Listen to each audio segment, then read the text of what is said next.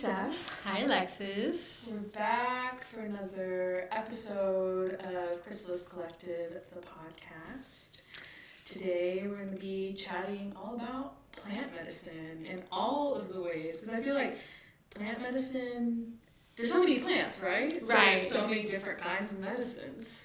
Yeah, and you can, just like eating food, is plant medicine, all the way to using plants for spiritual wellness and womb healing. Yeah, and their therapeutic purposes. There's so many ways that you can incorporate plants into your life that brings a more profound state of healing for your body and your mind and your spirit. And it's something that I've really enjoyed getting to build a relationship with, because it's so innate, like it's all around us. Plants are always all around us, so connecting to them and seeing them as plant ancestors, I've heard that term being used. So like plant ancestors is a really powerful perspective, because we don't just see them as something that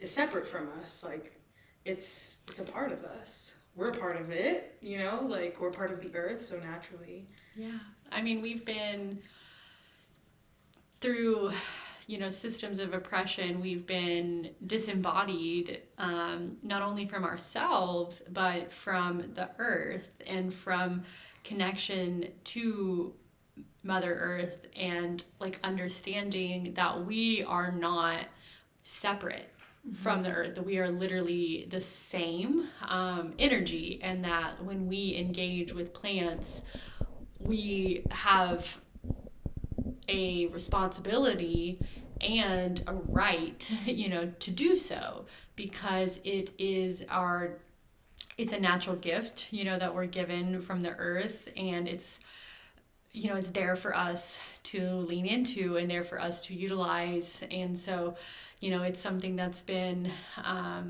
stigmatized and sanitized and like commodified, altered.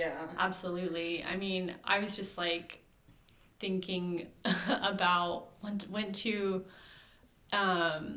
Post in Houston, right? Yeah, it's this like big cultural center in a way, food court. It's cool. It's a cool place, but they had like legal CBD, Delta 8, Delta Infinity or whatever, and then they have it out, they're selling it, and it's like cotton candy gummies and like strawberry watermelon CBD vape juice, and I'm like, this is just hilarious to me that we are like McDonald'ing these plants to be profitable for capitalism, instead of like teaching people their like an innate relationship to this plant and what that can do for your life. So yeah, there's been a lot with removing people from their connection to plants, and just to speak on like colonialism destroying the nature, and making it to where like now these things that indigenous people have been doing for generations is now illegal. Exactly. And or that they can't even access it anymore. And so there's so many systems at play that have kept plants from being accessible to people. But I think we just want to talk about like lived experience and our relationship to plants and using that for womb wellness. Yeah, definitely. I know yoni steaming is such a beautiful practice that really allows you to enjoy all of the properties of herbs that you can also ingest, but to think of giving your vulva and your perineum that same love and really just relax and ease into a nice steam with herbal aromas is like something that is very innate in a lot of traditions, but there's been such a disconnect from the womb and shame surrounding feeling that kind of pleasure and that kind of ease, and really like tending, loving on your womb in that way is something that's like, I know the first time I yoni steamed, it was kind of like, oh, I had posted it on Instagram because I'm like, I do postpartum support, and that's like a beautiful way to support yourself postpartum is to do a yoni steam. And I remember having people, like specifically family, tell me like, why'd you post that? Like, what are you doing? Like, you're just a weird girl. Like, what is that? And I'm just like, well, I explained to them the benefits and how it's just a beautiful form of meditation, of connection. Oh, that sorry. was Solana. This is my real dog. life. Come here, Sol. She, I guess, also thought I was weird. She was in the backyard with me while I was doing it, so. I love it. I don't know what.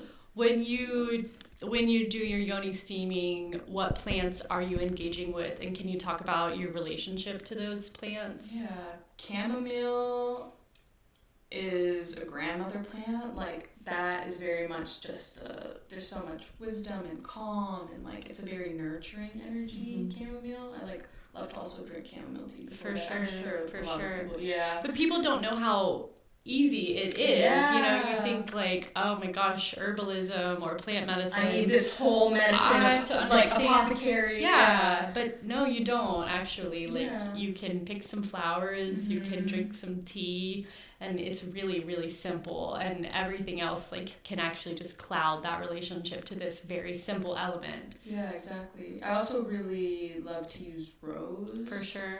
Because it's just such a high vibration. High vibration. flower. Yeah, I think it has the highest vibration, right? Exactly. Yeah. Yeah, I feel like I use chamomile and rose and lavender, calendula, and then I like to incorporate plantain leaf, comfrey, in herbal baths, and in with my postpartum clients and birth clients, like always giving herbal tea baths for sitz baths or for immersive baths. And so all of those plants are very supportive for healing tears, supporting hormonal regulation, toning the uterus. Yeah. Just helping in recovery, like helping relax your muscles, because there's sometimes tension that can be carried over after the fact. I mean. Oh, absolutely. Pelvic floor tension is huge, and plants can absolutely be an ally in allowing us to relax our pelvic floor. Passion flower can be really beneficial in that. I also like to use yarrow flower. What else? Oh, shepherd's purse is a good herb for if you have a lot of bleeding. Shepherd's purse can help. So if heavy cycles, I will always recommend that herb. Herbal remedies, you have to be, I don't want to say careful, because I think people are always capable of like making their own choice, but you need to be intuitive. And you need to make choices that are in alignment with, your whole body, not just what you read on the internet, like, oh, I read this was good for this, because there are contraindications and there are side effects, with different herbs. And so it's always good to listen to yourself and, seek the guidance and the wisdom of others too. And also make sure that the herbs you are using are organic and pesticide-free. I wouldn't recommend anybody just grabbing, I'm sure you might see some beautiful mint in someone's random yard, or like dandelion root, or dandelions in general, but a lot of those things can carry a lot of pesticides, because that's just the world and the environment that we live in. So make sure to kind of check that before you go for any just random herbs you find. Yeah, for sure, because there's toxins in everything, but there are some really reputable herbal distributors. your local herbalist is the ones to support. So maybe on this episode, I can tag on the show notes some of our favorite places to get herbs, favorite herbalists. I remember the first herbal apothecary I went to in New York. It's called Flower Power, and I think it's in the Upper West Side. And I was just like in love. Like I just stood in there and like looked around, and they had like jars of herbs and ladders, and it was so witchy. It was so cool. I was pregnant, and so I bought like a bunch of herbs for labor, because I was, in my mind, I was thinking like, oh, I can use herbs to induce labor, which is not something I would ever recommend anybody do themselves, unless you have like a real reason to.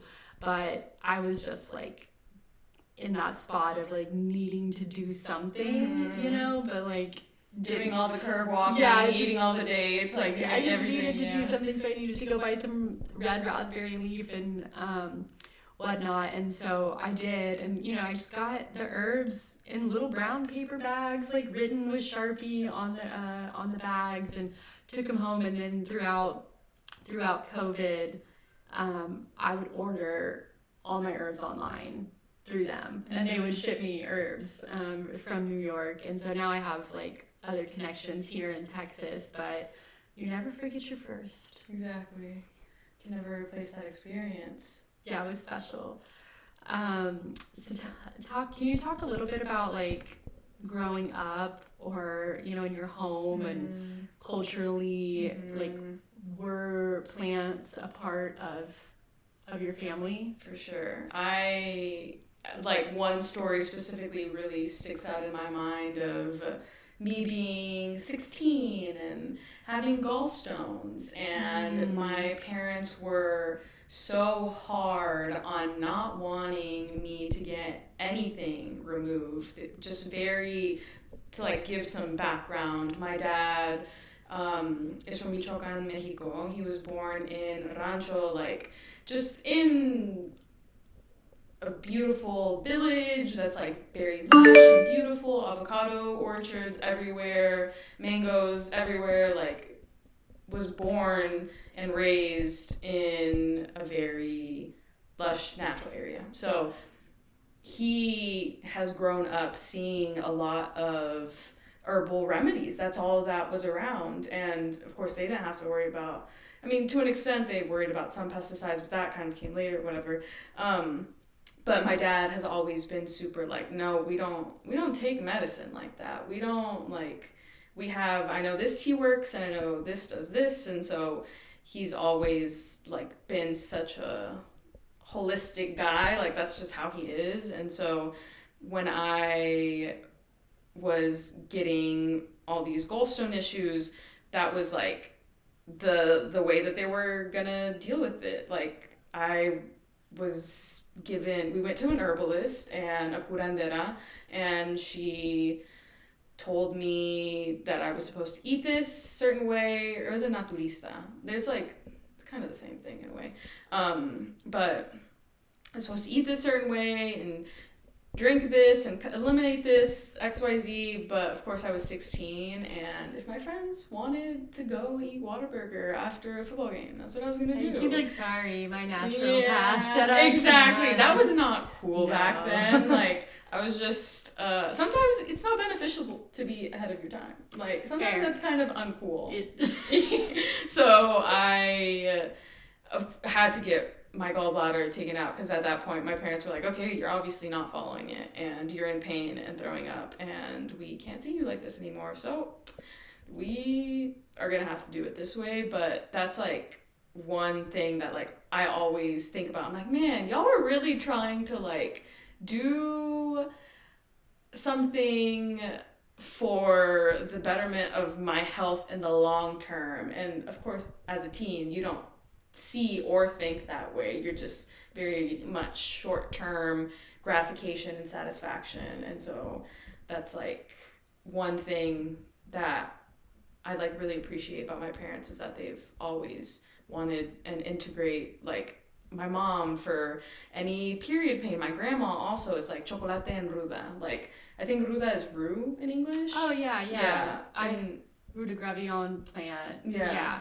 And that's like what she would give me if I told her like, oh, I'm having cramps, and like mint tea always for like if you're having any indigestion stuff. Like there's always some remedio. Like there's so many crazy remedios that I can think of. Like I'm thinking of like my grandpa will like put half of an onion, a purple onion with like garlic and honey and a lime, and like just blends it up, and he like it always helps him, like it always cures him. And so like it's like fire cider exactly. Yeah. And so it's like those things they've always been around, and I'm like I like now as I've gotten older actually like try to take notes and try to be like say that's like really beautiful. Everything your family does, you should write that down, like write down your grandpa's little recipes. Yeah, I know they'll come in handy. I mean they do come in handy obviously, but I'm like cross my fingers I haven't really gotten super sick with like that kind of stuff recently, or like I just feel like I've taken really good care of my immune system otherwise, so I haven't had to look for the remedios lately, but I know I at some point will need them. Yeah, it's a part of life, and it is good to know before you're in it, you know, what you can use, so that way like you get a cold or a virus or something, stomach bug, and you don't have anything on hand, but you know, like, oh, I have some ginger root, I have this turmeric spice and some black pepper, like I can utilize this, you know, and I make this is medicine too. Exactly. You know. What about you? How was your upbringing with all of the herbs? The different, very not. No, I grew up in a very Western medicine centric family. My mother being a nurse, you know, there was no like we didn't really use alternative medicine. I did see a functional nutritionist once, but didn't get any guidance on herbal remedies or anything from him. I'm trying to think back, like, no, I was just very much like prescribed things. Anything else was like labeled witchcraft, basically, like in, you know, my family and my culture, in like the evangelical church too. So like if you looked for healing in alternative medicine or alternative pathways or Eastern, you know, medicine, anything that wasn't like white Western medicine, you are going against God. You're going out of, you know, the safe zone, what's sanitized and produced that way. And so I didn't have a relationship with plants growing up. I got very into herbs during the pandemic. I started growing my own herbs. Like I grew the rue plant, I grew that and started making my own tinctures and extracts and selling them at farmers markets. I would do, I would make shepherd's purse. I would do like St. John's wort. Like I just got very into all the herbal education, and would make all these little tinctures for people and herbal teas, because, here's what it was. In my first pregnancy, I had a very uncomfortable pregnancy with a million different pregnancy symptoms, and one of those was PUPS rash, which is this just horrific rash that spread all over my stomach. It was so itchy, little bumps in my stretch marks. I would remember like being on my couch laying naked because I was so itchy, so uncomfortable with like just fans on me. And then just like reading a little bit about how that was linked to liver support or liver, issues. And so thinking about that in my second pregnancy, like, oh, I really need to support my liver. And so started getting into dandelion and nettles at that point. And then it grew and grew and grew. And now I don't go a day, without using plant medicine to some degree. And it is most of the time just really, really simple. Like now I make herbal teas almost every morning or every night, and use extracts that I've made, for different things. And so it's been like so much fun, it's like, so there's playful curiosity in it, like learning about these plants and what they can do and how to use them, and sharing them, with other people too, is like such a special part of the work that we do, because we get to, take our knowledge, which is ever evolving, and bring it to, the people that come to our moon circles and to our womb wellness experiences, that we get to work with them and like offer guidance on which plants might be beneficial, to your life and to your cycle. Yeah, to support you through whatever stage you're at in your journey, because we're so unique and different, and all of the plants that are going to resonate with us and intuitively be beneficial for us, we have to lean into that curiosity. And I've been on the receiving end of some of Savannah's beautiful herbal creations. She gifted me a bath, like an Epsom salt dry. Yeah, some Dead Sea salt just with lavender and rose. That was just and I love taking a bath with it. For sure. It's so nice and relaxing and calming, and like you just feel so different when you intentionally go into a space as something as simple as a bath, knowing that you had this experience curated for you even before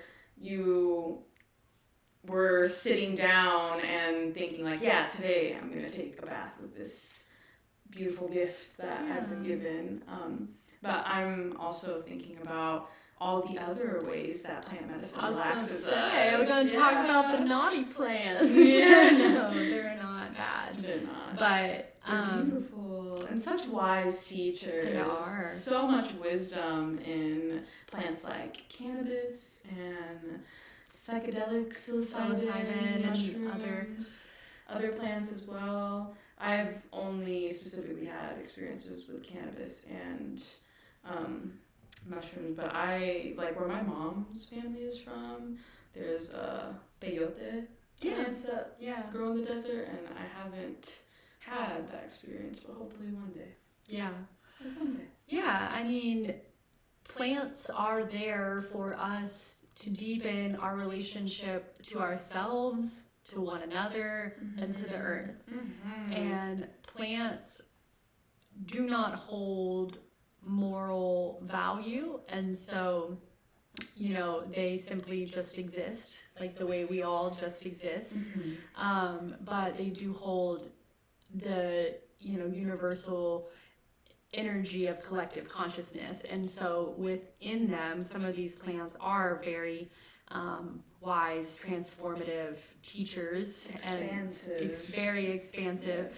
I mean, even just to start small, like the poppy flower, is a natural opiate. And in the 1980s, like there was a huge crackdown on poppy farmers, people who were literally just growing poppies, and making their own opium tea, but like you're just making tea from plants in your backyard, and we're criminalizing this. Like it's absolutely mind-boggling to me. And so, I mean, tell me about your relationship to those plants.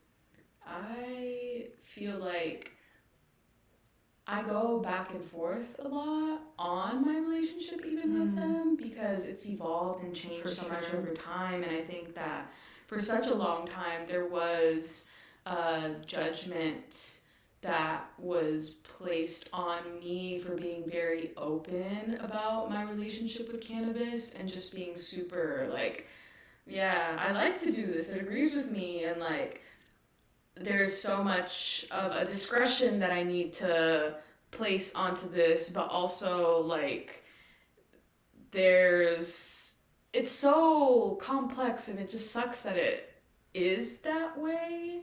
But as I've gotten older, I feel like I've just come to the place where I'm having to remind myself that I don't have to place judgment. Like you said, these plants don't hold this moral value. So it's something that I feel like I'm still very much deconstructing. And I think in high school, that was like the first time I ever smoked cannabis. And I remember that experience being so like light and playful and just like, oh, this is cool. I feel relaxed. Like I'm with good company. We went to like Barnes and Noble and got nice. like you know when they have like the Starbucks inside the Barnes and Noble, got like a treat, and we're just like reading books, messing around in like the little kids area. So it was like late, there was definitely no kids there, and it was just like such a free fun experience. And I like didn't do a hard dive into cannabis, I think, until later. And also, like, backtrack a little bit, I remember going to school probably that week after I had smoked, and this random guy that I was friends with, like, kind of distant friends with, was like, oh, so you chief? Like, you chief now? And it was just such a, like, how do you even know that about me? Like, how do you know that I did it once? And, like, there's just such a, like, stigma. It's like, now you are a person that does this, right? You're a stoner. Exactly. This is now part of your identity. Like, we know that you do this, right? And it's like, I think that's part of, like, what I'm deconstructing still into my adulthood, of, like, just because I know that these plants agree with me and I have a really good relationship with them doesn't mean anything about me, except that I know that, right? Like, it doesn't have to mean anything specific about me. And I think you're pretty fun to hang out with. Yeah, I think so. But in college is when I feel like my relationship shifted, where it was no longer so much of a like fun, like it was still fun, but it was more of like oh, I'm gonna relax now. Like there is so much stress and pressure and all of these things, and oh, I don't know, this and this, like I just see this as like I get to like fucking chill for a second, like and that carried into my adulthood, because I think that I didn't realize it at the time, but I was using it as a crutch. Like I was using it as something to mask deeper anxieties and issues that I didn't want to address. And it wasn't until I was in the Peace Corps in Zambia, didn't have access to any of that. I was a government body, you know, like I couldn't do that. So taking that away really revealed like, oh, this is a lot of unaddressed stuff that you've been carrying around. And like, I feel like once I came back, because I had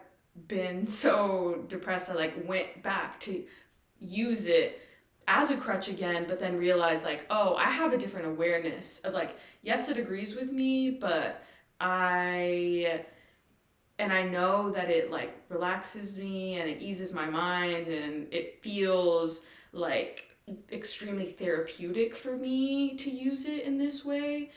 But what other things can I put into my toolbox so that's not the only thing that I'm reaching for? So you don't get to the point of where you're like, I have to smoke. Exactly. To feel calm, to feel regulated. Exactly. And like now I'm aware that if I have it extremely accessible within my toolbox, that I will reach for it more than what I'm comfortable with. But that doesn't mean that I ever turn down a joint. Like if I'm in the rotation, then I'm in the rotation. You know what I mean? Yeah. Like, yeah. For sure, for sure. Yeah. I feel like my story with cannabis particularly is pretty similar, because growing up, cannabis was just like really stigmatized, really shamed, and like I was very clean cut in my persona, and would never like even have considered that, but also like was just riddled with horrible anxiety and compulsive tendencies and eating disorders and trauma, like symptoms of trauma, that made it to where like I just like didn't know how to relax. I didn't know how to be like a good friend. I didn't know how to socialize properly. And so like when I went to college, then I started smoking, and was high all the time. Like just I'm sure I just like reeked of weed no matter like what. Like I remember like had this like fuzzy sweater, and I would just like pick off like little tiny pieces of flower off of me. Didn't matter what I was doing, I had to go smoke before like I did it, because for the first time in my entire life I found a way to shut off the screaming that was in my brain. I wasn't screaming anymore. And then though when I got pregnant, at 19, I stopped immediately, and didn't touch cannabis again, until I found out after my anatomy scan that I had a non-viable pregnancy, that my baby had already died.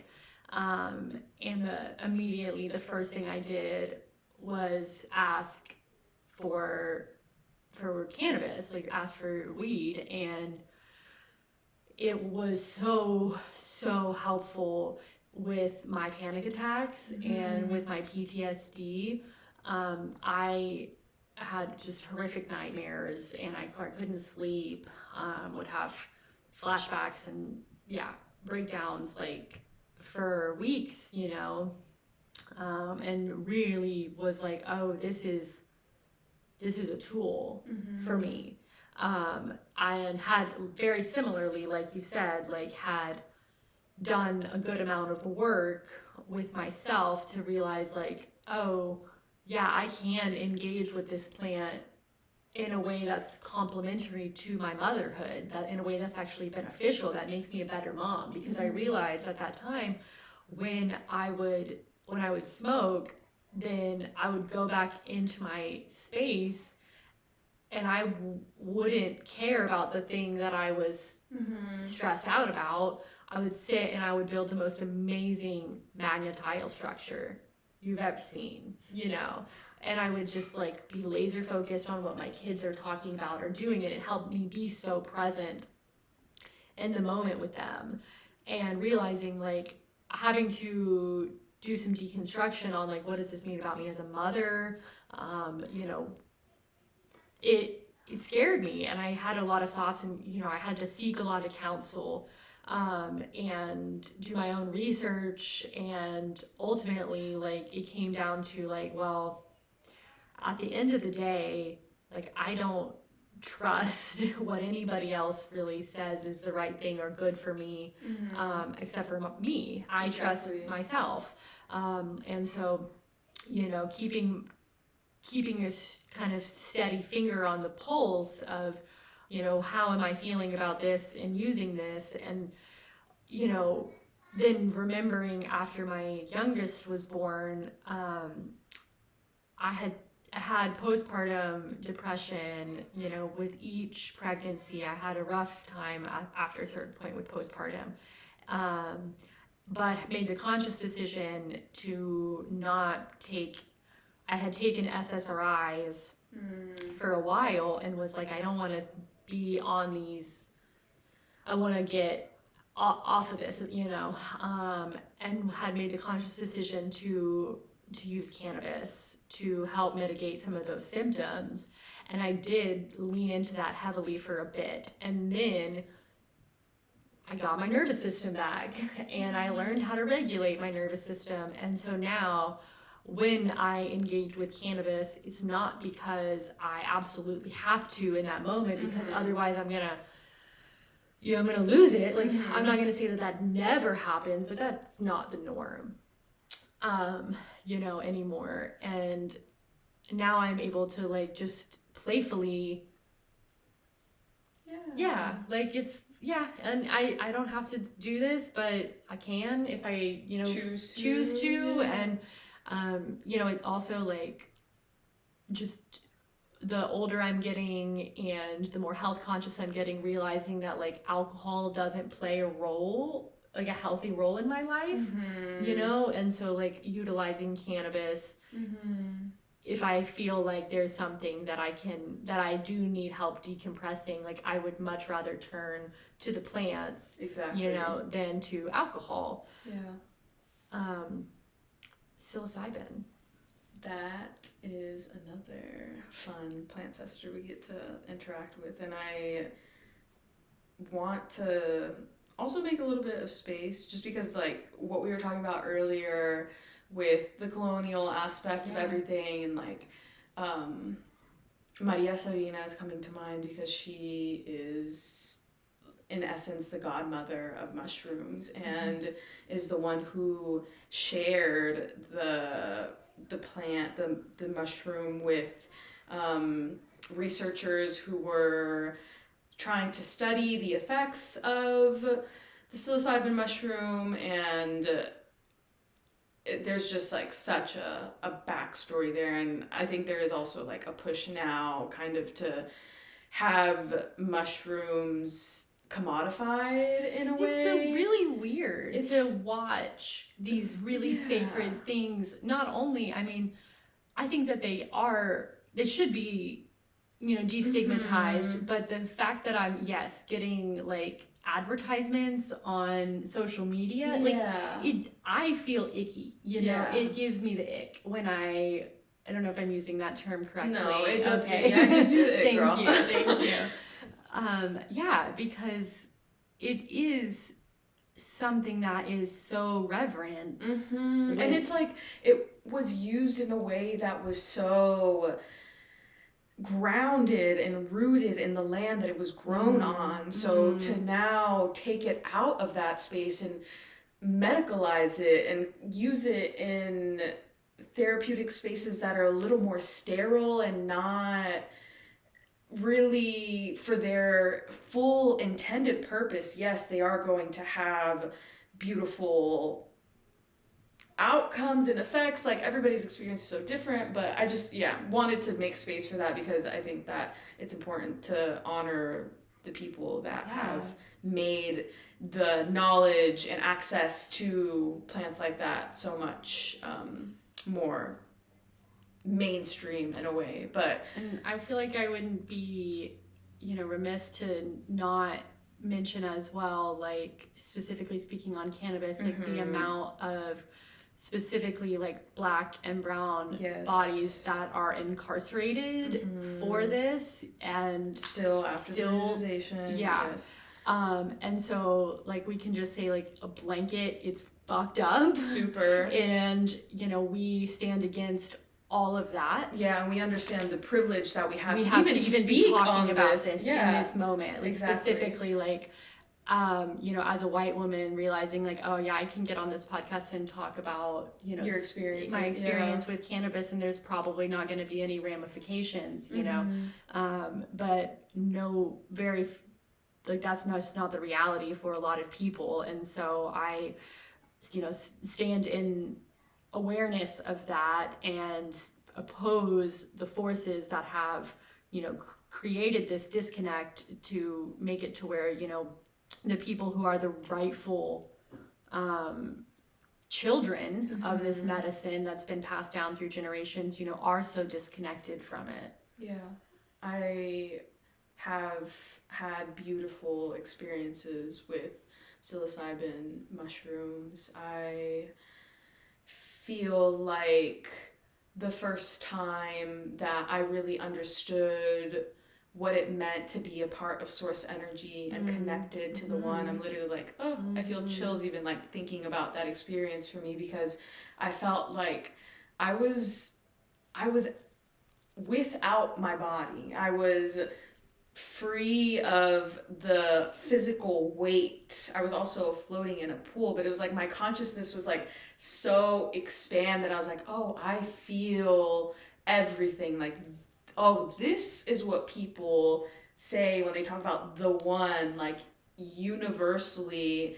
I am not separate from you. I'm not separate from the air. I'm not separate from the trees. I'm not separate from any of it. And at that time, when I did use psilocybin in that way, it was when I was in a space of very dense emotion, and I was honestly just like super depressed, because I feel like I always refer back to like me coming back from the Peace Corps, but it was a really like just hard time. And I think like for many people during the pandemic, that's when a lot of people felt like just such a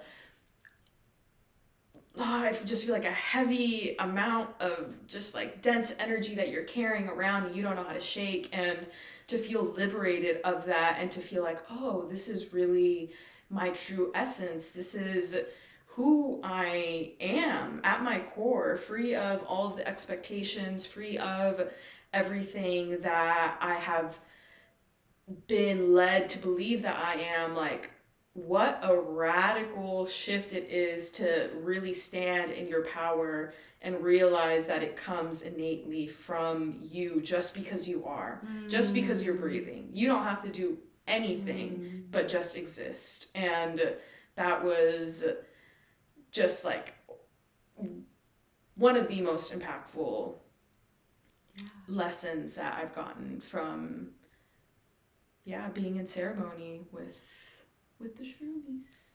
Yeah. I mean, mushrooms are an incredibly powerful healing medicine, and I feel like they very much are a medicine, and that, you know, when I engage with them, I have to be really, really conscious of, is my mind ready to accept the lessons? Do I have a blank slate, or am I, searching, like, is there a part of my ego that's not willing to let go? Because if my ego is still so the loudest part of my mind at that time, I'm going to be wrestling really, really, really hard. And so I always have to make sure that I'm doing a lot of prep work and making sure that I'm grounded in the process of surrender. Because that's really what I think psychedelics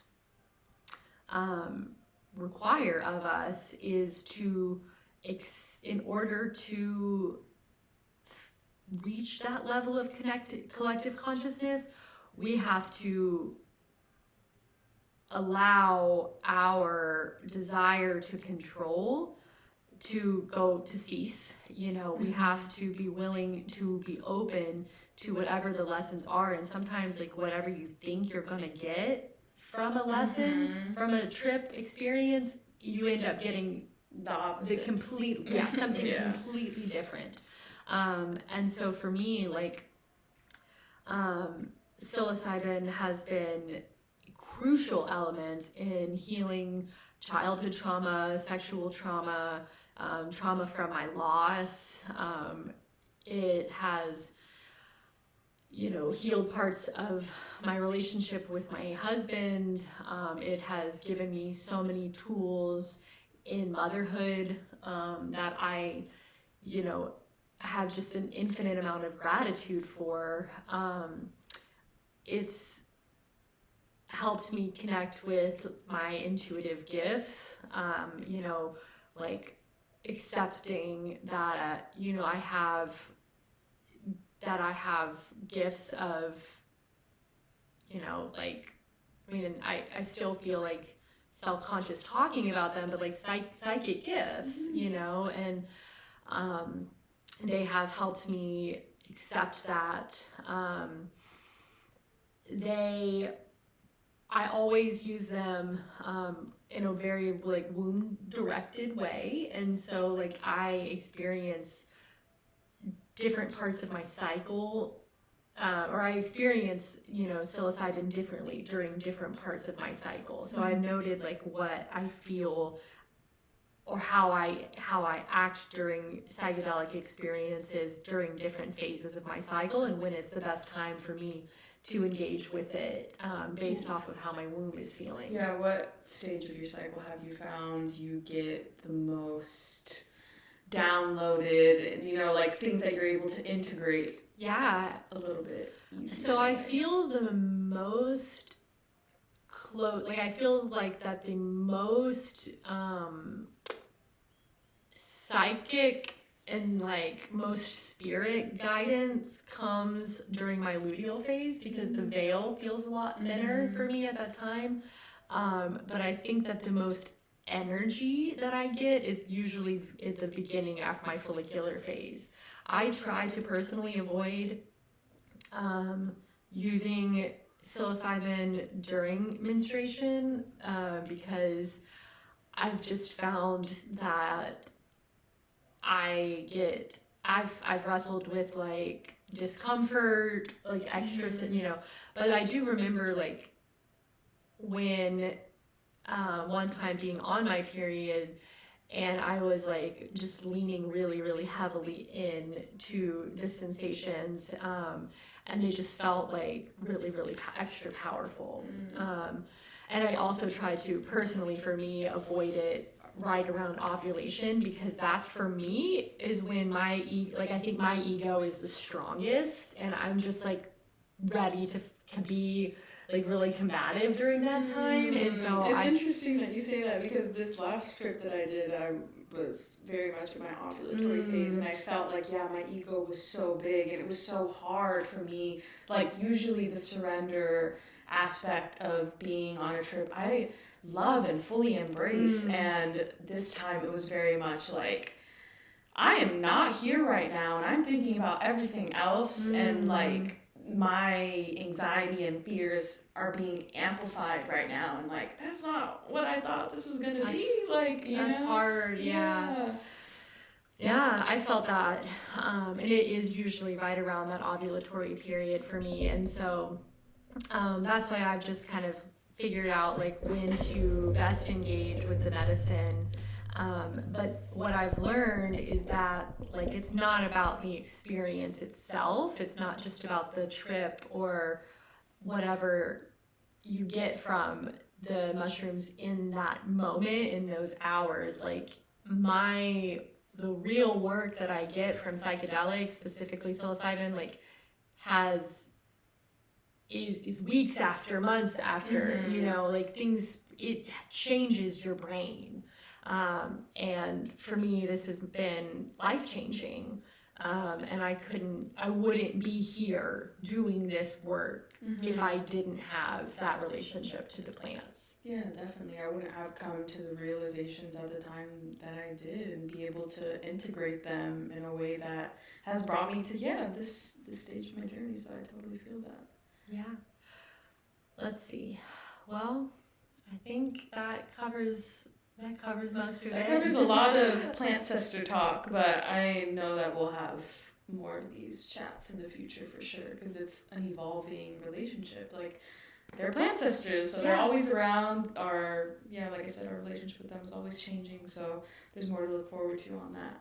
Yes, for sure. And there's a lot coming from us at the Chrysalis Collective, so make sure that you follow us on Instagram. We are at _Chrysalis_Collective. You can also find us on TikTok now. We're on TikTok. Yeah, on the Clock app at _Chrysalis Collective. So one less underscore. Ooh, on TikTok, moving up in the world. Exactly. All right. I like it. And be sure to, if you are in Houston, be sure to join us for our full moon and new moon gatherings, which will take place every month. And then our Empowered Period workshop is in person in Houston on March 17th for young people 12 to 17. You can be before you start your period, you can have your period, doesn't matter. We want to engage with you and connect with you. So be sure to tell your teenage friends, friends with teenagers, Tweens. with tweens and teens. And then we have a lot coming up. So be sure to stay tuned in and follow along, because there is going to be an announcement every week. Exactly. There's always something. There's always something to look forward to. But until next time, I'm Savannah Taylor. I'm Alexis Ramirez. We are the Chrysalis Collective. We'll talk to you later. Oh, Lord.